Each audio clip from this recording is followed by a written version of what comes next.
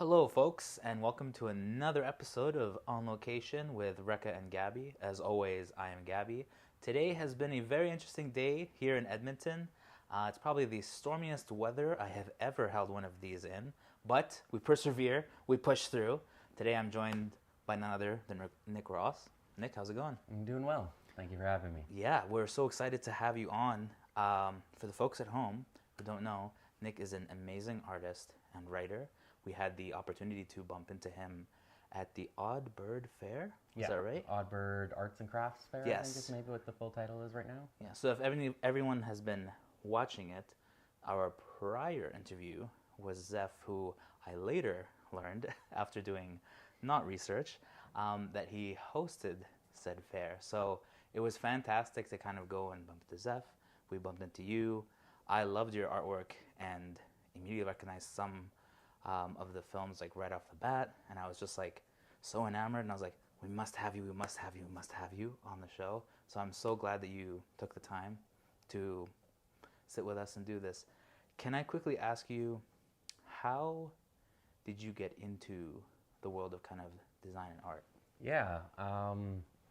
Originally, when I first started, I'm completely self-taught. Oh. So originally, I used to do a lot of like art throughout elementary school and junior high. Once I got to high school, I kind of fell out of love with it. Oh. It took me until late into university to realize that I liked doodling. And originally, Nick Boss Ross started off as a Twitter account when Twitter was just starting. So almost I guess it was 13 years ago, I think, is what I just got a notification with. I was kind of on Twitter in its heyday, and I was writing jokes, I was writing comedy. I ended up using my art to kind of take other people's jokes and draw like cartoons, like kind of awesome. a New Yorker style thing of another way to appreciate these jokes. And that's how I ended up making a whole bunch of connections, and I ended up building up like a following of like 16,000 people. Oh my gosh. It was great. It's such a shame of what Twitter or X has become. Yeah, and I still to this day I'm like Twitter and be like, it's X. And I'm like, I don't think so. Yeah, no.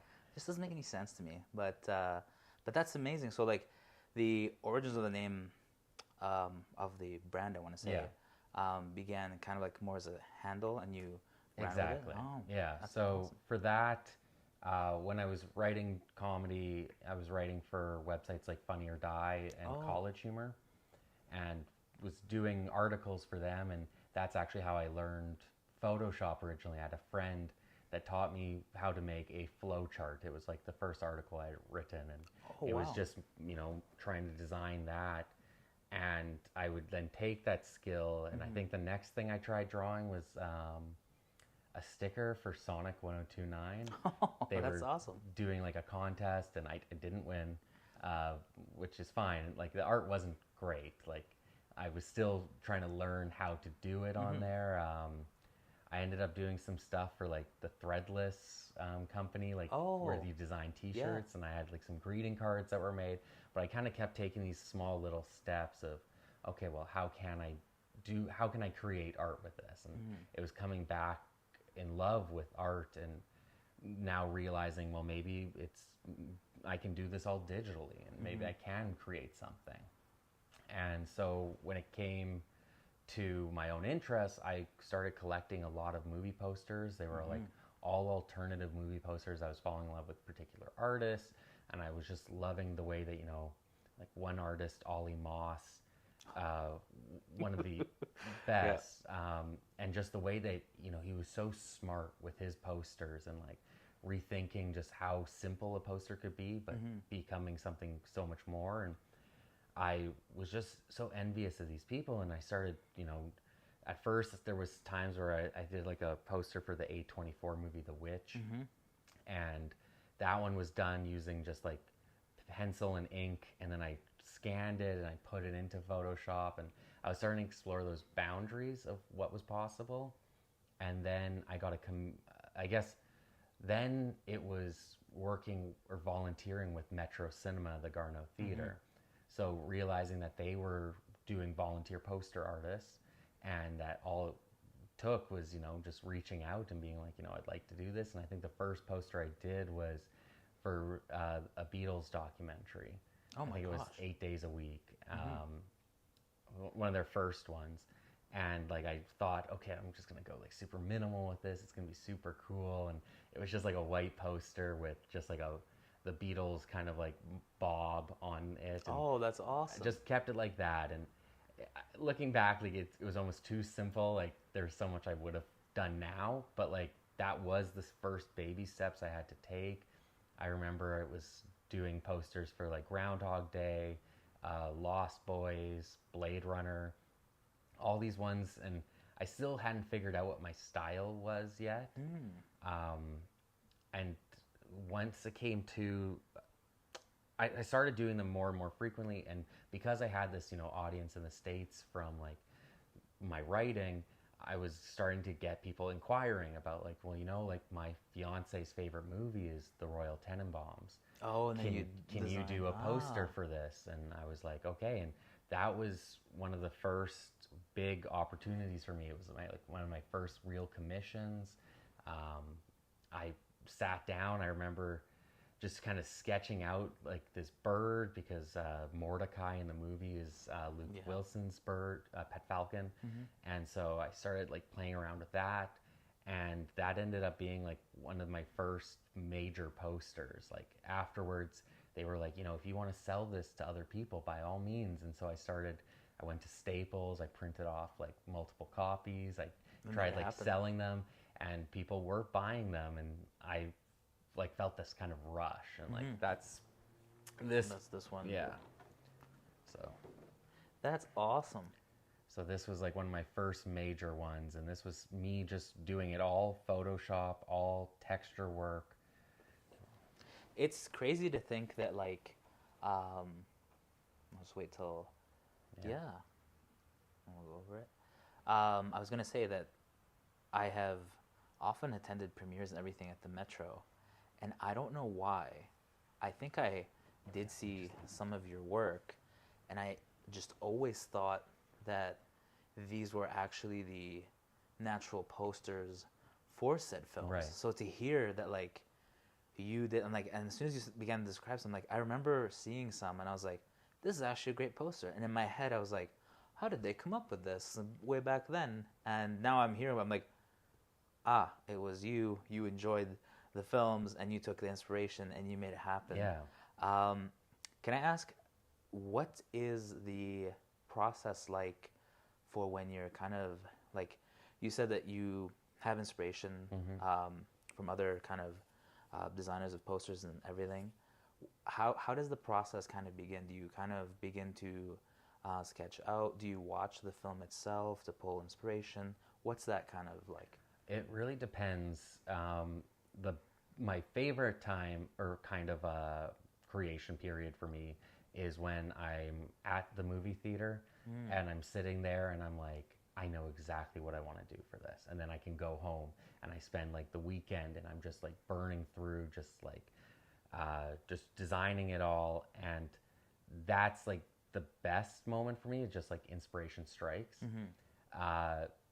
For times like Metro Cinema, it's a bit tougher, because when they put out their poster call out for what these are going to be the movies that are for this month, a lot of times I also want to go to the theater to go see those movies.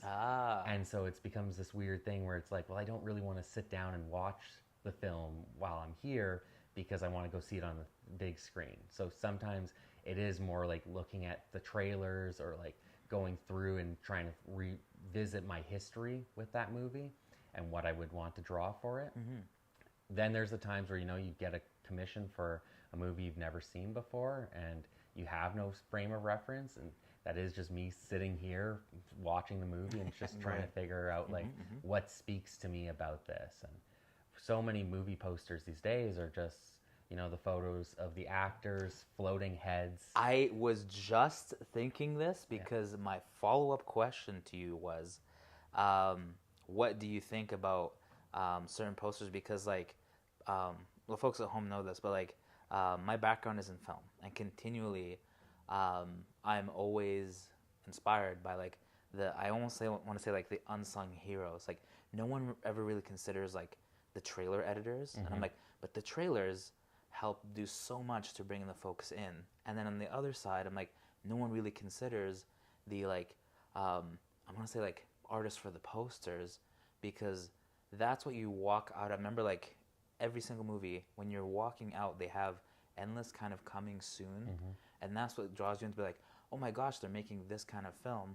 Then you look it up, then you watch the trailer. So like it kind of all works together unanimously. But many a times I've looked at posters and I'm continually like, it's this like blue orange kind of color scheme. Continually like, I get it that like Idris Elba's face or whoever, like name an artist there, and it's like, surely there's more inspiration than just having actors' faces, but is like, I don't know, like the one that like comes to mind instantly is I remember that A Quiet Place had a bunch of fans kind of come out and do some designs, and one of the designs that I loved for the folks that like have not seen the movie, it's all about silence, and there's this terror and horror that if you make a sound, this foreign creature will come and unalive you. Is that what I can say on YouTube? Kind of like, yeah. So one of the posters that they designed was like a series of buildings in the shape of a waveform, and then suddenly it flatlines, and I was like, that's such a brilliant thing. I'm like, what a wonderful thing. And then of course 2 weeks later, the official poster comes out, and lo and behold, it's every actor's face, and I'm like, well, I don't know, like, what are your thoughts on like how movie posters have been going? I mean, it's not great to see in Hollywood, like, but you're also paying how much money for this particular actor's face I that guess you're gonna have to put it on there, and then you get into the rules of like, okay, this person's head has to be this big or take up this much space of the poster, and like it gets pretty messy. I think like A24's done a really good job. I mean, part of their creation is just them as almost a marketing company. So the fact that they take that extra step of, okay, well, how can we actually do this poster in a beautiful way, or how can we tell this story in a bit more of just a more interesting way. So I do think that there's a lot of, champions that are trying to lead the charge, and they're getting a lot better. I mean, like, even I've purchased some A24 posters that they will then post after the movie's out and just be like, we've put together this. Like, it's nice to see them working with these types of artists that are coming up with the alternative movie posters, because a lot of times, I very much a person that likes to attribute, I like collecting stuff, and it's because I put a lot of my own feelings and memories into those things. So when I see a movie, I love having a piece of art from that movie, because that was a big reason, like it might have been my favorite movie as a kid, or I had like this memory tied to this, and that's why I want to have that, just a piece of physical, tangible material from it, because I feel like with so much things going digital, like we're losing that tangibility. And so, I still like to collect Blu-rays, I still like to get DVDs, I still like to collect art, because it's all these physical representations of these things I like. And then you're not losing it to, licensing issues where Netflix is like, okay, well, we're taking this thing offline now, and you just can't access it anymore. No, and that's a wonderful note to kind of bring up to the folks at home. I wish I could pan around and show you, but we are trying to avoid any licensing and brands. But like Nick is not lying. It is like, just for me as a filmmaker, it's like heaven, because this is like what I love to see is like folks kind of holding on to the physical, because like I always say, one of the things I've also noticed that's also happening on top of just removing content is sometimes because of the times or how certain branding and everything is, they have gone in and physically edited parts from movies and films.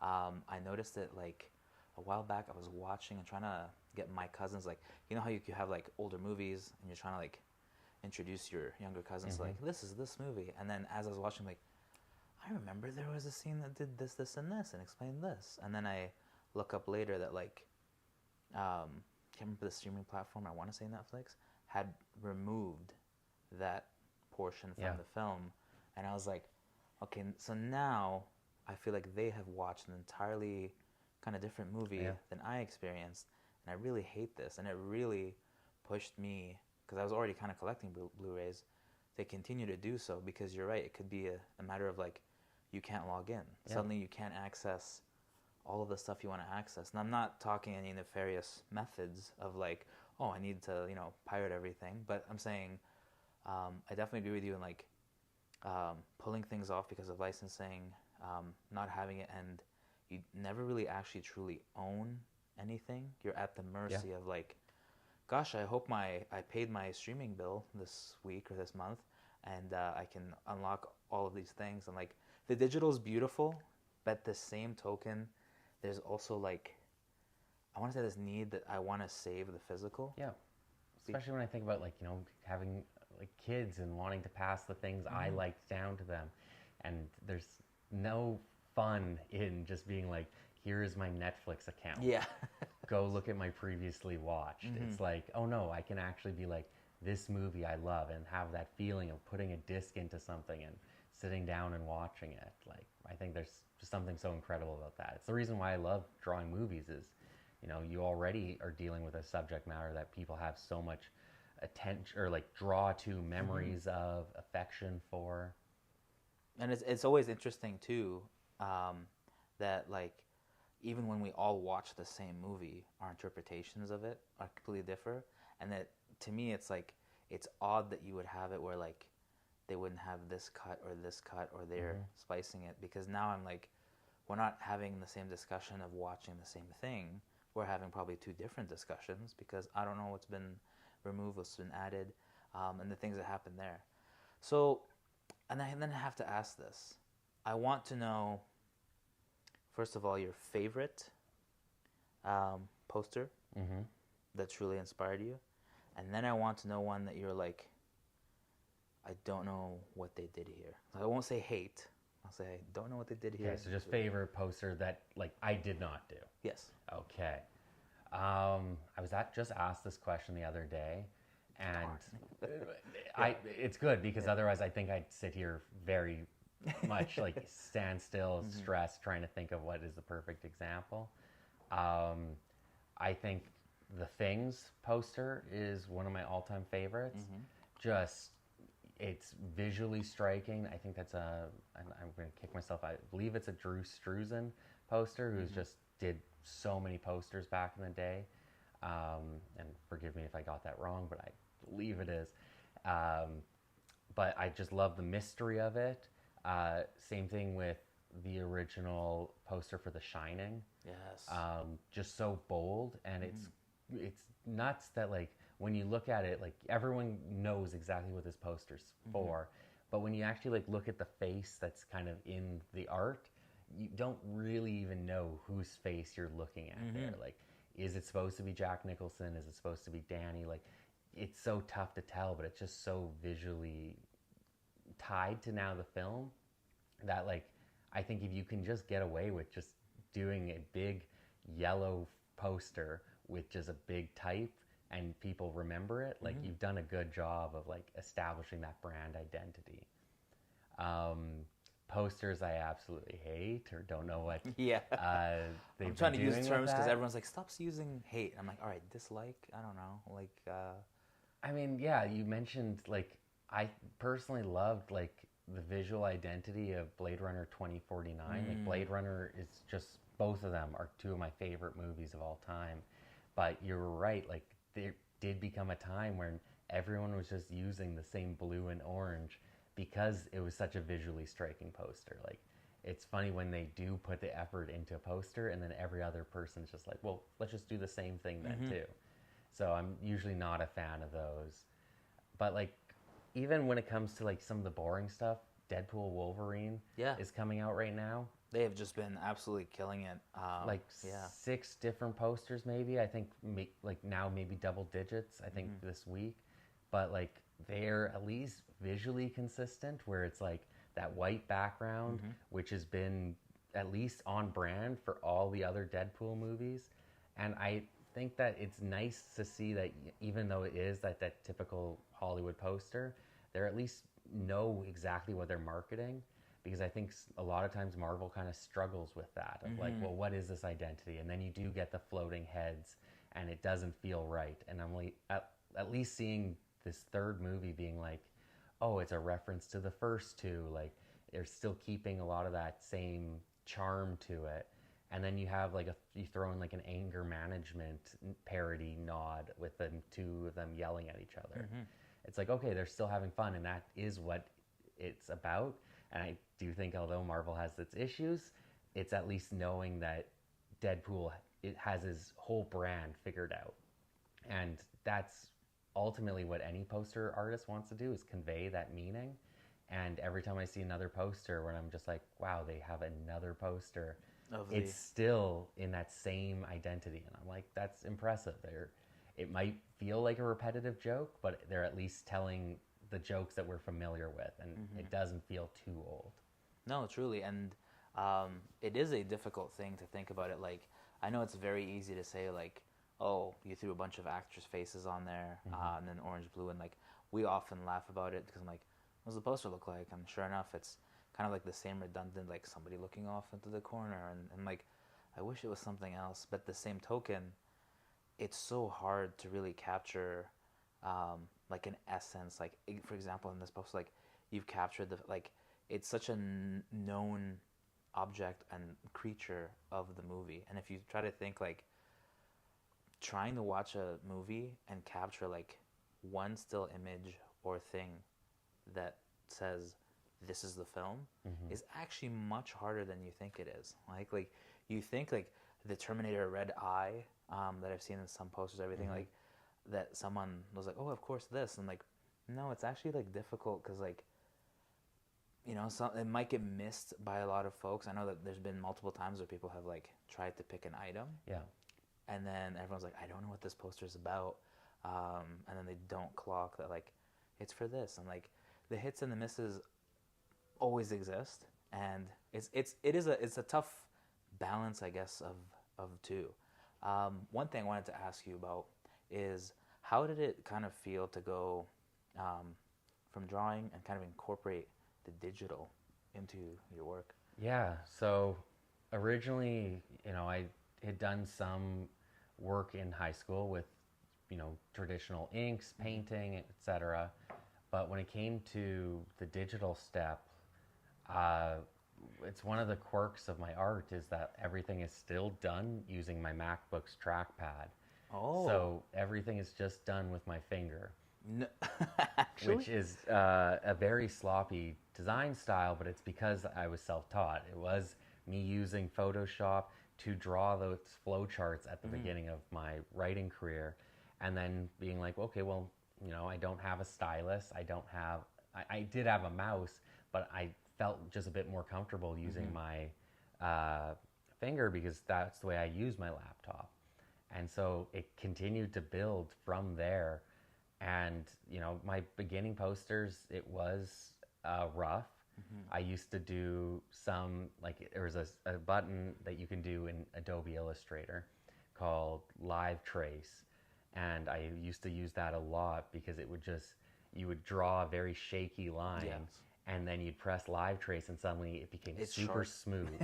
And I was like, oh, well, it's just doing my job for me. And I used to rely on that a lot. And you can look at some of my original stuff and you can see like an overuse of that. But slowly I started learning different skills.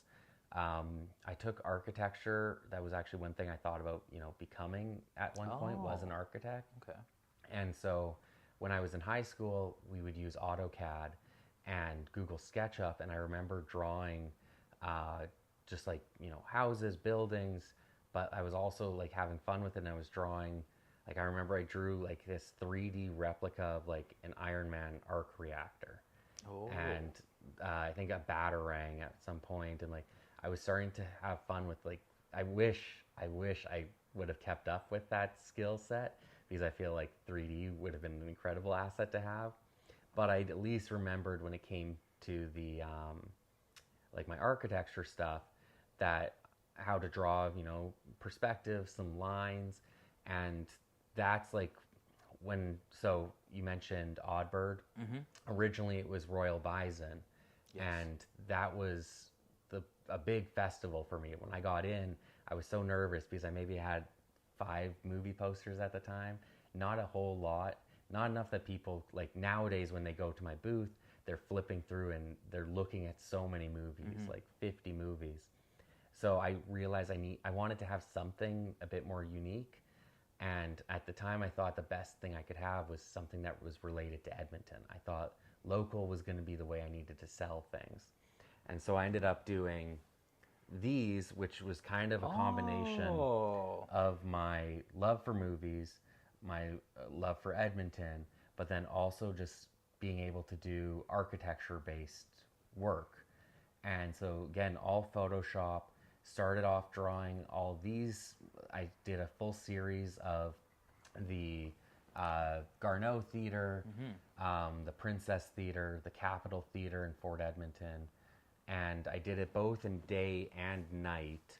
Oh, and this was awesome. Me starting to think about, my audience. And for this, I was like, well, some people have memories of going to a movie during a matinee. That's right. Some people have memories of going to an evening film.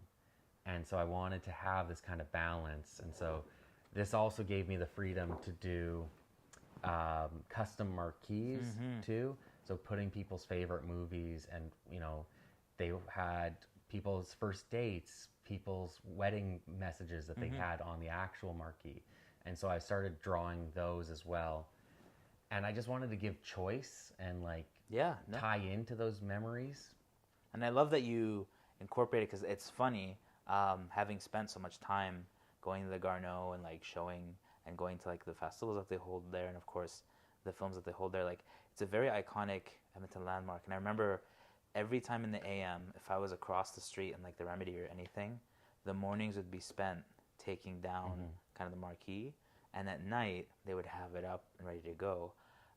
For the matinee shows. Yeah. So that was a great touch. As soon as you pulled the second, I'm like, you did it. So it's the day, it's clear, and then there's the writing at night. And I will have to say, the folks who are tuning in that aren't from Edmonton, the Garneau is one of the most awesome places to be. I can't tell you how many times I've gone to a watching of The Room. Yeah. And it's a whole different experience if you watch The Room with, I want to say, not fans, they're almost more than fans of said show. So if you are a huge fan of said kind of classical films, having a watching in the Garneau with all those fans feels like an entirely different film experience. Totally. The very first time I saw The Room there, anytime a spoon would show up, everyone was throwing a bunch of plastic spoons at the screen, and I was like, am I losing my mind,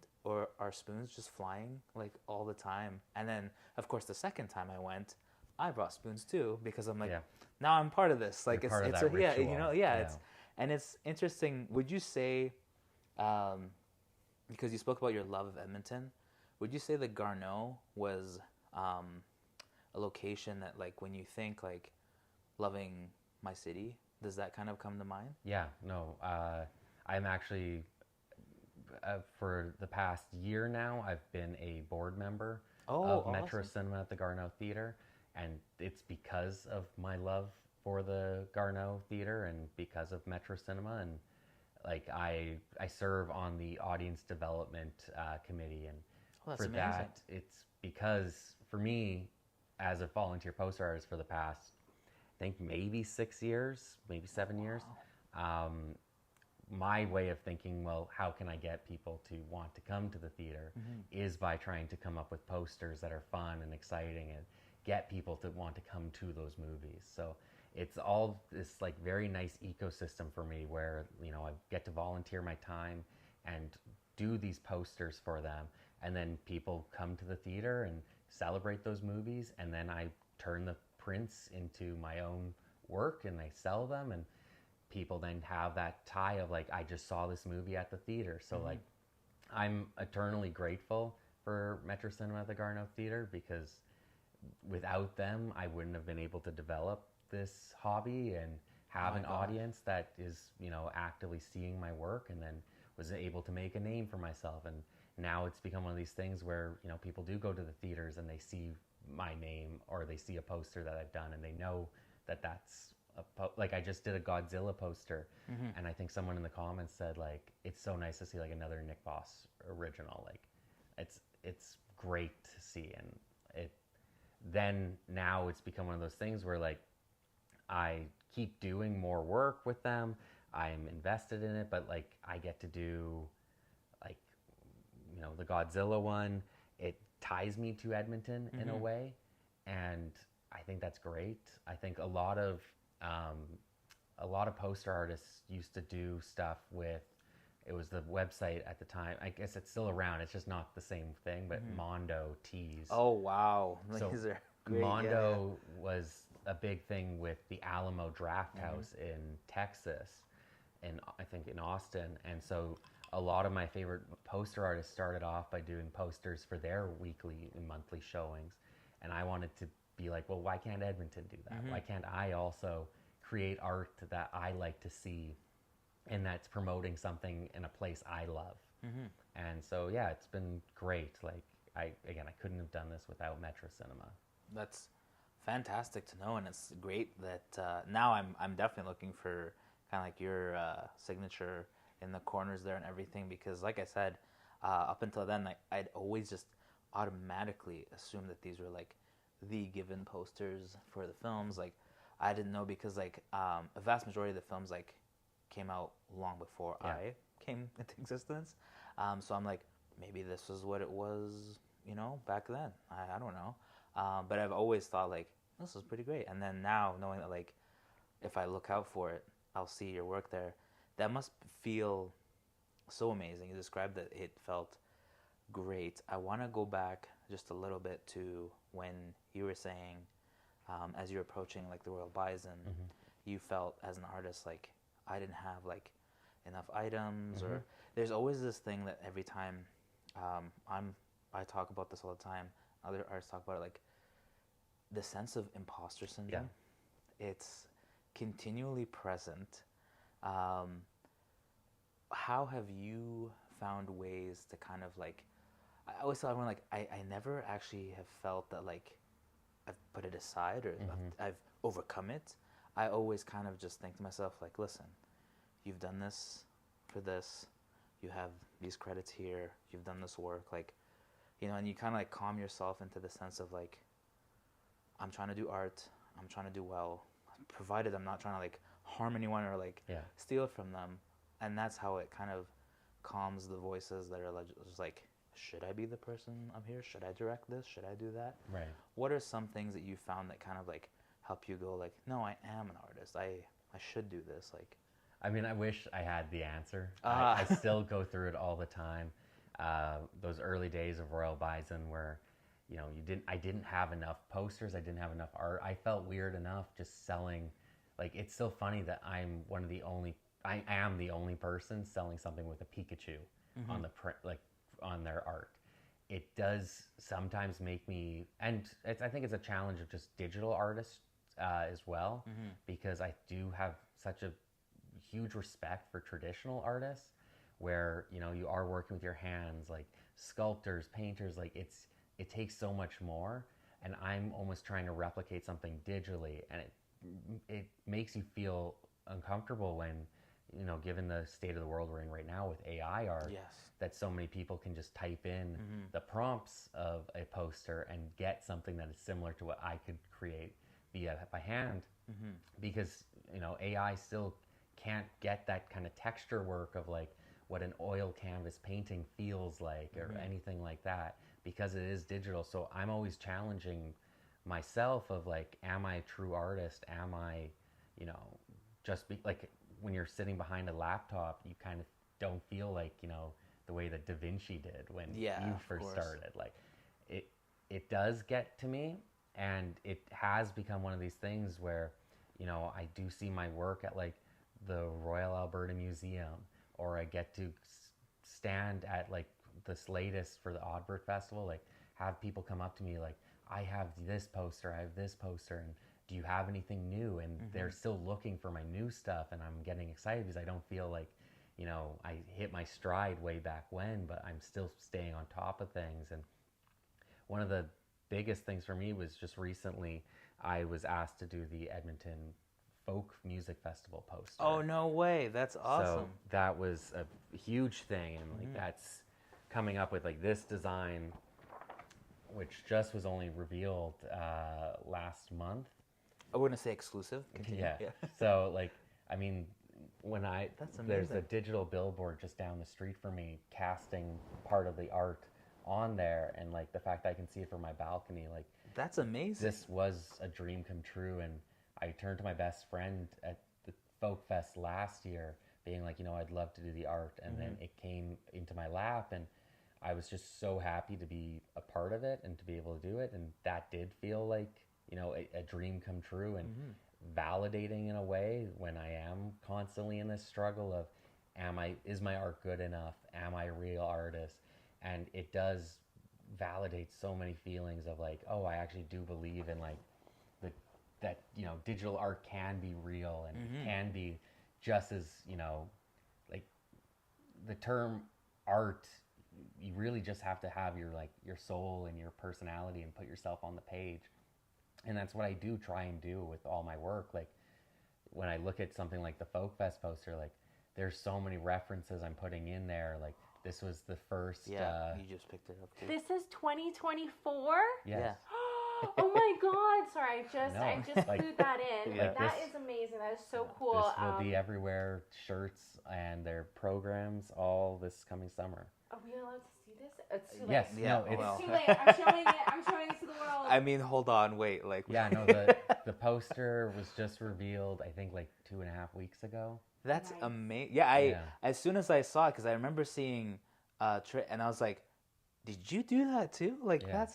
that's amazing to like I said, like I don't want to head down the path of like if you haven't accomplished things, because that's not what we're getting to. I think what I'm trying to always kind of convey and say is that like there's a message that amongst many of the artists I know of like, just do it. There's sometimes an expletive in there, but I won't say it. But they're always about like, just do it, keep pushing it, keep making art. And like to many folks that might sound cliche, but hearing you talk about like how you kept doing kind of Garnell posters, I kept going to sets, Rekha kept applying to act and everything. Like we just kept going, and eventually as you keep going and you build up the experience, like I said, you never overcome the imposter syndrome, but you start to go like, you know, like you have almost like, I wish I could pan over, but you have like a layout of prior work you've done, and slowly you begin to develop that like, yeah, I am an artist. Like I've done this, like, and you kind of step into it. What is something that you would say you wish, like if, not to disturb the timeline, but if like current Nick could go back to that Nick that was kind of starting out, what's something that you would tell him or inform him of? I mean, I'd probably say just get a stylist. Like, of course, just yeah. use a stylist Yeah. and start building that skill, because now it's one of these things where it's like I don't want to go off of it. I ended up taking an Illustrator class with a friend of mine, and he was teaching it, and he was like, you know, I'm very excited for you to attend this class, because at the time I was only using Photoshop. I still hadn't really mastered Adobe Illustrator. And so he was like, I'm happy for you to come, very excited, but like I at least need you to bring a mouse. Like I can't have you using your finger just drawing. So I would say that part of the thing I'd say is, you know, just is not to give up. Like I think it's been nice that I've always been able to do all this on the side. I've been able to find the time in the evenings and weekends to do all this and to build it up. And part of it was one of these things where you know, I tried doing a podcast once and I gave up on that because I just didn't feel like I had people listening and tuning in. And most of the same thing you could tell someone that has a podcast, keep going. Like you probably won't be able to build an audience unless you're like, you know, have that big hook. But like I needed to kind of keep going with my art. And when it is being self-taught, every time I did a poster, I learned something new. I like even this latest Folk Fest poster, there was still stuff I was like, oh, I never thought about designing in this way before or trying this out. And it is comforting when, you know, I mentioned put up a new poster and people are still buying my prints for my new stuff, but they're still getting the old stuff too. But like I think sometimes you do worry that like at one point the movie theaters were my most popular print. And now most people don't buy them because a lot of people already own them. Like they already tell me that, well, I already have this, but like I'm now into your movie posters. Like that's what I've been known for. So it was funny that when I did those theaters, it was because I thought I needed a hook. I needed to connect to Edmonton in a way. And now I feel like, oh, I don't need that. Like now people know me as just the movie poster guy that's in Edmonton. Like I don't have to cater my work to anyone. I can just keep doing the things I love. And like now it's one of those things where it's like, oh, you know, even if Metro's not playing this movie, I'm like, I still love this movie. I'd love to draw a print for it. This is what I'm thinking. And then all of a sudden someone else is like, I love that. I love what you did with this. And like that really just redefines like, oh, I am an artist. I am creating these things and I haven't given up. So that, yeah, if I had to tell Nick years ago, like, I'm glad you didn't give up. Like, I'm glad you kept going. And it is one of those things that now I'm trying to put more time into that art because when it does come to like, what do I want my future of this to be? It's like, maybe I do start taking that chance on myself. Like I used to say, I didn't want to do it full time, and I still don't know if I could survive doing it full time. But like, I thought I'd grow to resent it, that I would turn the amount of art I'm selling into my self-worth. But like, I'm starting to get to this point where I feel like, oh, it's not, I don't have to tie those things together at all. Like, I'm just creating art that I like and hoping that people like it, and then finding out that yes, they do. And that's been incredible. No, that's fantastic. I do want to touch on this poster just because, like, there are so many things that, like, I'm picking up on, of course, the Meteor Pyramids. What was the kind of thought process of each of the kind of elements in here? Okay, yeah, no, this please. is like one of my favorite types of, like, I can dissect any one of my posters. For this one, the biggest thing for me was this is the first year that you'll be able to take the LRT to Folk Fest. What? Yeah. Oh, actually? Because you'll be able to take the new Valley Line LRT. So I'm going to be taking it from downtown, just hop on the train That's and awesome. take it right to Folk Fest. And I was going to say, like, the years prior, it was so hard to find parking, even get remotely close, and no offense, Folk Fest, like, you're very popular, I understand it, but, like, that's amazing. Okay. Last year was supposed to be the first year, but because of the LRT delays, it took its long time. So, like, the first thing I wanted to do on this was, you know, I wanted to represent the LRT, so I kind of did this, like, hanging style LRT, just because I wanted this to kind of feel a little bit steampunky. Nice. So it is gears, it's wheels, it's propellers. So the first thing was LRT with the, and I forget, I'm going to butcher, it's the Peace Bridge, the LRT bridge that it will go across.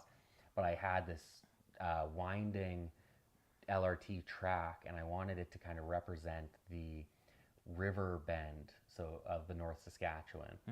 So it kind of separates the poster. Oh, I see. Yes, just the way that, yeah. Okay. Then to focus on the stages, so I focused on the main stage being front and center with what's quintessentially steampunk in like Jules Verne and like Leonardo da Vinci-esque is the blimp. So I kind of made that as the crux, the focus, and then attached the main stage to it. And then started playing around with the idea of like, well, transit connects us, it builds community. And so I wanted to show this connection. So from that main stage, I have ropes connecting all the different elements. Oh, wow, yeah. And so I wanted to have like, you know, a hot air balloon with someone watching. I have this kind of like propeller style bike just to put bike transit onto here. There's a Leonardo da Vinci-esque flyer above the main logos. I put a flying canoe, which is a representative of the canoe volant. which is the Flying Canoe Festival that we have here in the winters. That's right. There's I the see Edmonton the- Queen Riverboat. I was gonna say, yeah. So I wanted that in there as well. And then I put in like a tarp, kind of as like a magic carpet with two people watching the show, kind of like as if it was the hill. And then also people carrying lanterns because they do a lantern festival. That's So right. I have those on the floating platforms. And so I wanted this whole thing to feel connected, but like open boundaries, floating in space. I wanted to be this festival in the sky. And it doesn't matter how you get there, but you're all kind of a part of it. That's amazing. I like huge kudos to capturing kind of like the essence of that kind of like surrounding area to the folks that have never been, you know, because we do have viewers that aren't from Edmonton. So like, if you ever do have the chance to come down, like these things, like you managed to hit them because as you were talking, I was like, yes, yes, yes, yes, yes, yes. Like, this is awesome. I'm Very well done. I'm very proud of this it. This is, and yeah, and the I folks could that- tell from the way you were talking Yeah. about it, actually, that's why I had to kind of like ask. Yeah, I guess. Yeah.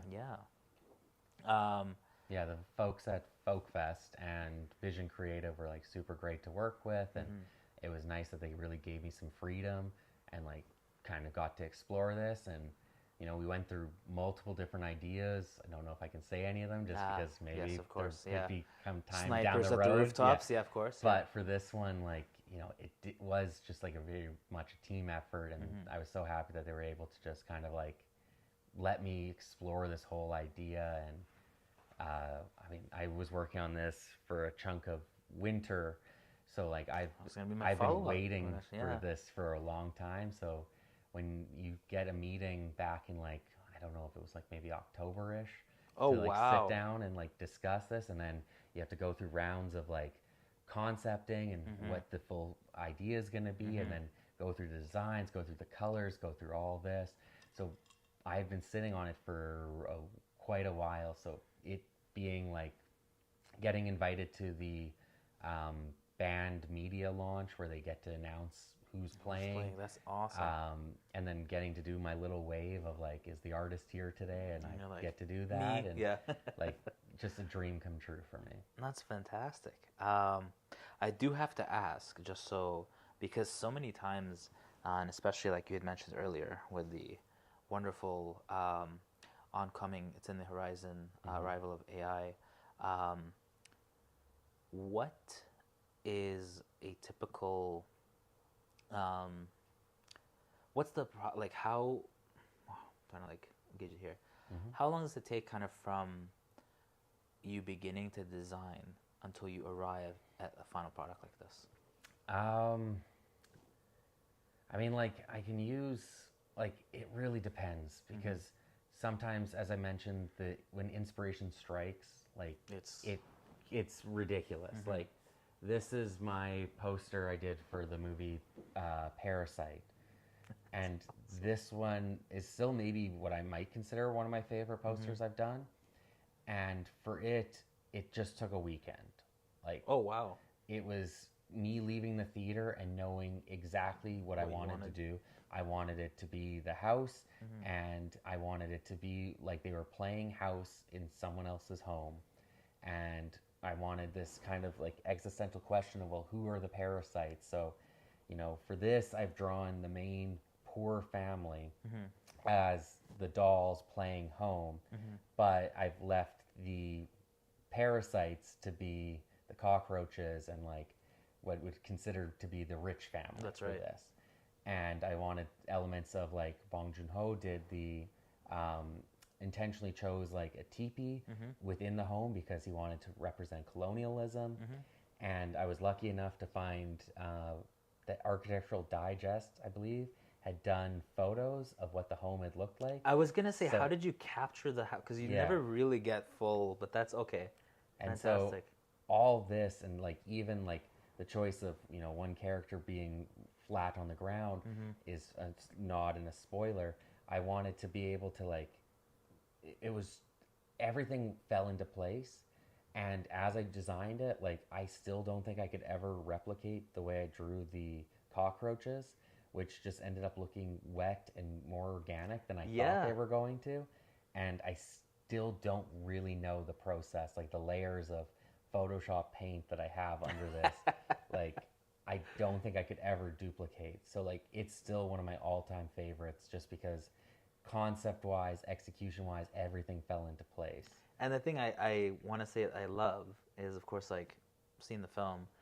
If I were to kind of walk by it, having not seen it, I wouldn't really pick up, I think, until after Yeah. coming out and being like, ah, yes. So like, it's beautiful that you didn't really spoil, but you allude Exactly. to. There's a poster I did of Reservoir Dogs, and it also has footprints of all the different colored individuals, because in it there's like Mr. Pink, Mr. Yep. Blonde, like all these different colors, and so you can see where they go throughout the movie, but you don't know what any of it means unless you've seen the movie. film. And so it's one of these fun things of like trying to balance spoilers and not giving too much away, but also referencing enough that it feels enticing. No, that's amazing. It's so sweet that you, like, in a weekend, like, and I love that you talked about like sometimes coming back, because many times I'll like help with like effects, and then I'll open up a file I did like 4 years ago because someone's like, I like this, and I'm like, who made this? And then I'm like, oh, it's me. And as I'm opening layers, I'm like, what did I, and it's like I'm trying to replicate it, and then at the same time I also noticed like, oh, you could have compressed these, you could have done this, you could have like, and so I wanted to ask, like, as you've gone through the process, have you ever kind of not look back, but have you ever spent moments where you're like, because I always say to folks, like, art's a difficult thing in that you do not have like a boss that comes in and gives you a review. Your review is really like, I think, yourself, and I guess like the audience that's purchasing or buying the work that you do. So reviewing is really you kind of sitting side by side to like maybe one of your old works and everything, and going, oh my gosh, I've done this, I've done that, I could have done that better. Have you found yourself kind of going through some old works and going like, man, I've improved and this is different? And Yeah, I mean, there's so much when you're digital and you just have the files on a USB drive. Like, you realize that you can just go back into the past and change something. And there are times that, I'm looking at things and like, I see that, this poster's 6 years old. This thing I would have tweaked. Like, when I mentioned about Illustrator's live trace, like, oh, I could now just draw that instead of live tracing it and get a nicer image. There is a lot of that, but I also do have to realize that when I put it out into the world, I kind of draw the line, and I'm like, hey, it's out there now. it's done. I can't tweak. I guess one poster I had, so this kind of answers this question and that last question. Nice. One poster that took me a very long time was my What We Do in the Shadows poster. And I can go grab that. I didn't prepare it. No, all good. It was done to be this like traditional biblical style wood etching. So it was just drawing line after line after line. And it takes a very long time to do that. And once I even drew the lines, you have to like then go over them again and try and make it feel like it's sketchier and like carved out. Yes. So it took forever. That was one that took like multiple weeks, and those are when, the inspiration struck, but I just knew that the amount of work that was going to take was going to be a slog. Yeah. And that can be tough, but like, you put on some mindless TV and you just keep drawing and you go through those lines.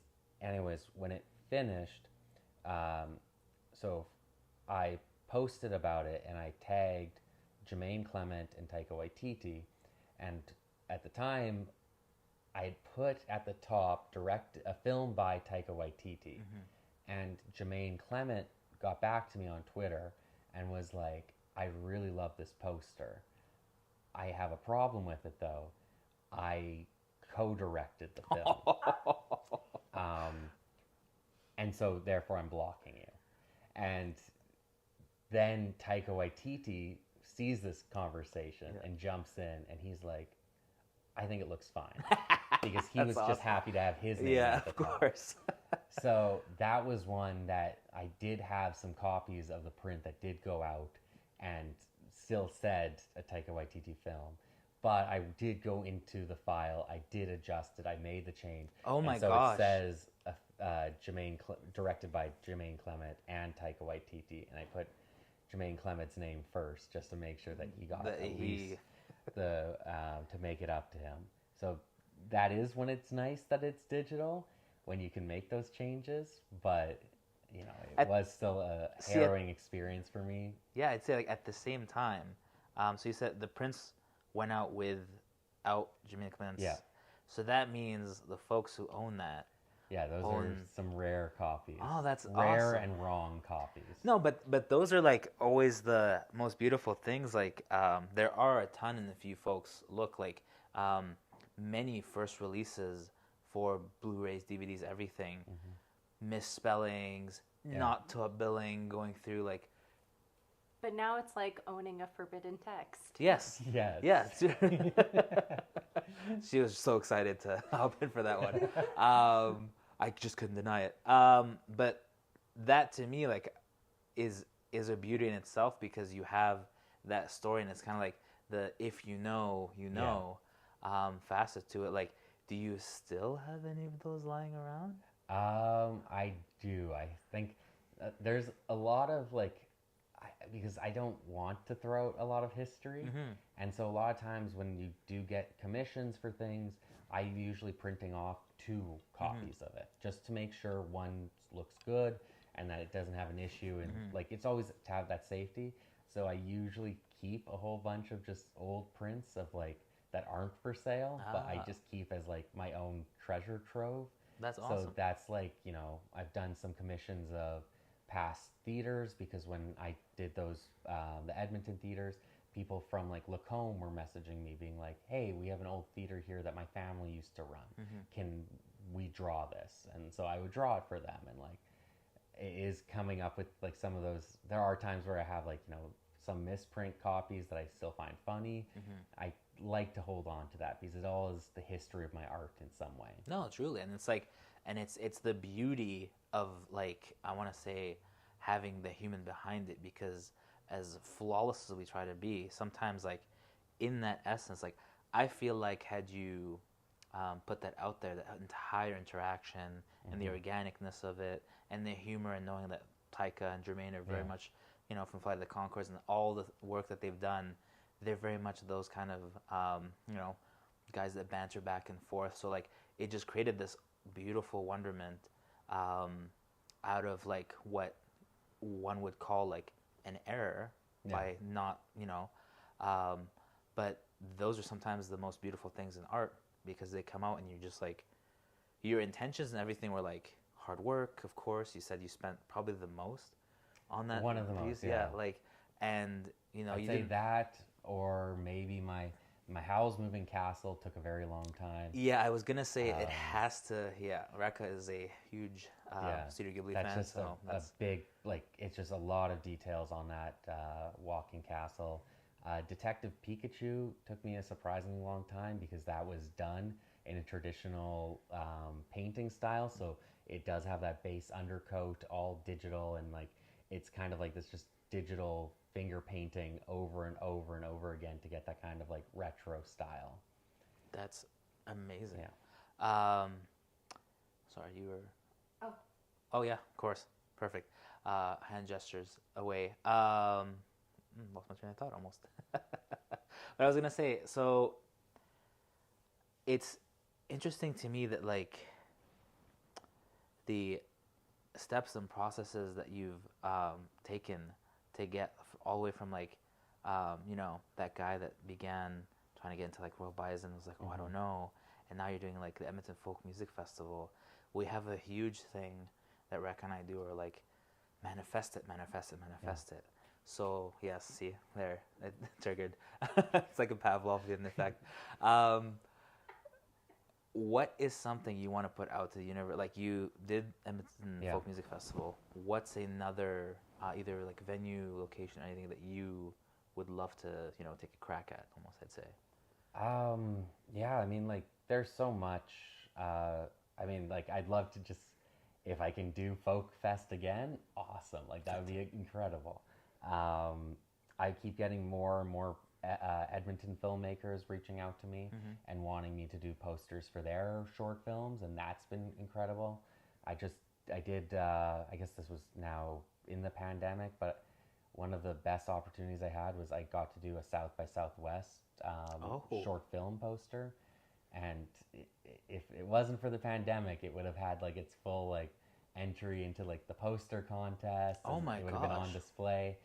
That unfortunately it all went digital that year, so Yeah, just drafts. of course. Yeah, it's just it's getting that close, and then it's like, but I mean, like the fact that like the leaps and bounds and the steps are headed in the direction of like, like the folk fest, South by Hmm. Southwest. Like now, it's like it's the beautiful thing to hear that like it's branching away from doing like Garneau, and that's nothing against Yeah. but it's just like the growth. Yeah, Yeah. I think any artist always just is thinking bigger and what's next and how can you keep going forward. And like, I would love to just, keep doing this. I would love to have these opportunities. When it comes to like, could I actually get like a theatrical poster? Who knows? Like, that would be incredible. Like, I believe it. I'm gonna put it out there. that'd be Theatrical poster. that'd Let's be go. unbelievable. Yeah. There's, the websites I buy my posters from and my art. Like, do they one day reach out to me? That would be also incredible. Like, there's so much I would love to be able to accomplish, and I feel like just as what I say to like young Nick starting off doing this, like, don't give up, just keep doing it, and maybe those opportunities will fall into your lap. Like, Folk Fest fell into my lap. Wasn't expecting it at all, and that was a dream come true. So like, you just got to keep doing the work and just keep drawing, and it's nice when the work is drawing. Like, it is just watching movies and Making it happen. yeah. Yeah. And it's art inspiring art to make art. Like that's kind of like the beauty that we always kind of like want to live in, because like I find so many times like for me, we'll sit there and listen to, like a track of music, and I was like, I want to like cut and edit to this, or like I want to film a thing to this, and like music is not my background in the slightest, but I'm like, it's just such a beautiful track or piece, and it just inspires you to think, and then scripts and like everything just kind of comes together, and it's like you almost like appreciating other folks' art and being inspired by it, and like continuing this almost like cycle of creativity. Yeah. And it's a beautiful thing when it happens and when it's going off. I saw a poster that I wanted to kind of look at and go over, if that's okay. Yeah. I think from the corner of my eye, yeah, because Rekha is also eyeing it too, because again, Ghibli fan.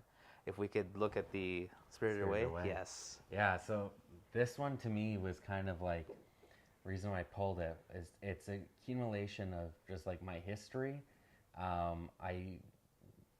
It's based on the same kind of style of what I used to do with the Edmonton theaters, of something very architectural based.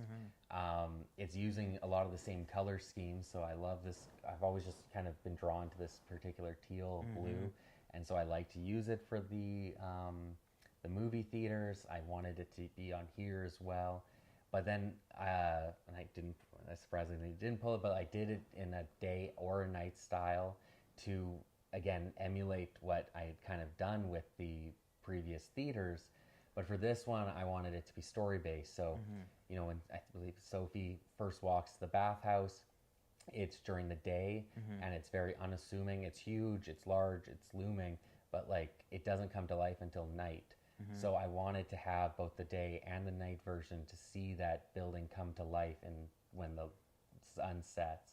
That's awesome. And so yeah, this was I am just a huge fan of Studio Ghibli, and I wanted to be. It felt like this was kind of like the next big step, and I mentioned the Howl's Moving Castle, so I made it to be another piece that, again, day and night, I made it so that the lines of the clouds and the ground all connect to the next print as well. Oh, that's awesome. And so I'm hoping to keep developing this series and keep drawing more prints within the Studio Ghibli universe and just keep connecting them. And yeah, to me, this was just like, this one was only done a couple years ago. which now feels long, even though this still seems so recent to me. And yeah, it's one of my favorites. I am just a big fan. And when you had asked about, posters that are incredible, Studio Ghibli is great, but I highly recommend anyone to go take a look at the posters that they did for a whole whack of Studio Ghibli films that were for the Chinese releases of these movies.